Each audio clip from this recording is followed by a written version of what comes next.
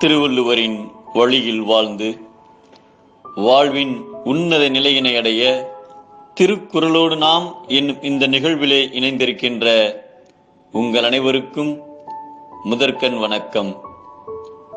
குறள் எண் 661, அதிகாரம் வினைத்திட்பம்.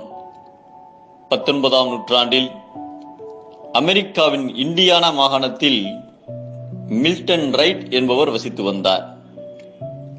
இவர் ஒரு கிறிஸ்துவ பாதிரியார். இவருக்கு 2 ஆண் பிள்ளைகள், ஏழ்மையான குடும்பம். அதனால் பிள்ளைகள் இருவரும் உயர்நிலை பள்ளி படிப்பை கூட முடிக்க முடியவில்லை. ஒரு நாள் ஒரு சொற்பொழிவு கூட்டத்தில் அறிவியல் பேராசிரியர் ஒருவர், அறிவியல் வேகமாக வளர்ந்து வருவதால் இன்னும் சில ஆண்டுகளில் வானத்தில் பறப்பதற்கு மனிதனால் முடியும் என்றார்.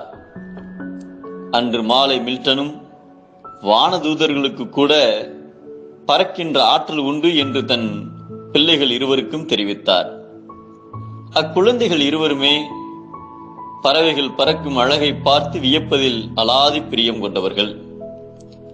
அந்த பறவைகளைப் போல என்றாவது ஒரு நாள் நாமும் வானத்தில் பறப்போம் என்று நம்பிக்கையை சுமந்து கொண்டிருந்தனர். அதற்காக முதலில் ஒரு அச்சு நிறுவனத்தை தொடங்கினர். பின்னர் சைக்கிள் கடையில் தொழில் செய்தனர்.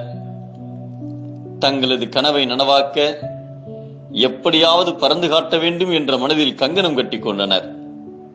தங்களுக்கு முன் பலர் மேற்கொண்ட அரிய முயற்சிகளை பற்றி படித்தனர்.